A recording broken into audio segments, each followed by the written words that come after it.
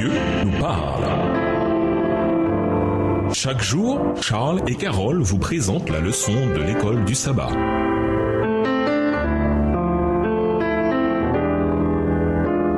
Bienvenue à votre émission. Dieu nous parle. Nous voilà la leçon de lundi, appelée à vivre comme des lumières. Où que l'on regarde, c'est comme si notre planète était en train de se replier sur elle-même et de remplacer la lumière par les ténèbres. Cependant, nous rencontrons également des ténèbres plus près de nous quand nous pensons à notre expérience personnelle dans ce monde difficile. Car nous aussi, nous comprenons les horreurs que cette vie apporte quand nous luttons contre la maladie, quand nous devons affronter la perte d'êtres chers, quand nous voyons des familles emportées par la séparation et le divorce, quand nous luttons pour donner un sens à bien des calamités de notre société et notre culture. Pourtant, dans ce paysage de faillite morale et de ténèbres spirituelles, au milieu de tout ce bruit extérieur et intérieur, nous entendons les paroles que Jésus adresse à chacun de nous.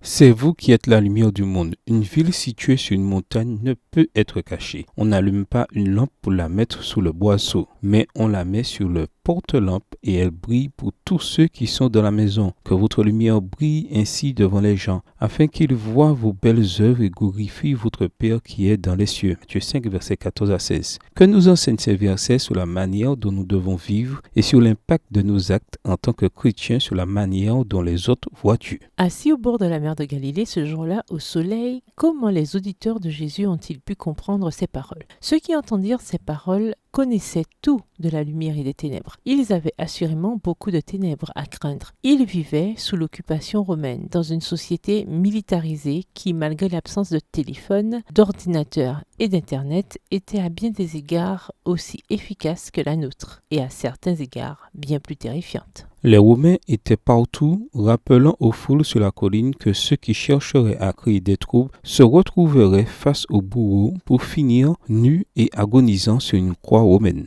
Et pourtant, voici que Jésus était là, les appelant à vivre comme la lumière, à être miséricordieux, à avoir le cœur pur, à être des pacificateurs. L'éducation chrétienne suppose que l'on enseigne à nos élèves et nos étudiants à être des lumières dans le monde, à pouvoir être à même de faire des choix et de prendre des décisions qui révèlent la réalité et la bonté de Dieu aux autres. De quelle manière pouvons-nous effectivement révéler aux autres la réalité et la bonté de Dieu? Au revoir. Et à demain si Dieu veut.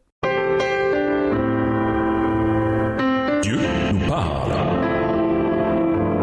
Chaque jour, Charles et Carole vous présentent la leçon de l'école du sabbat.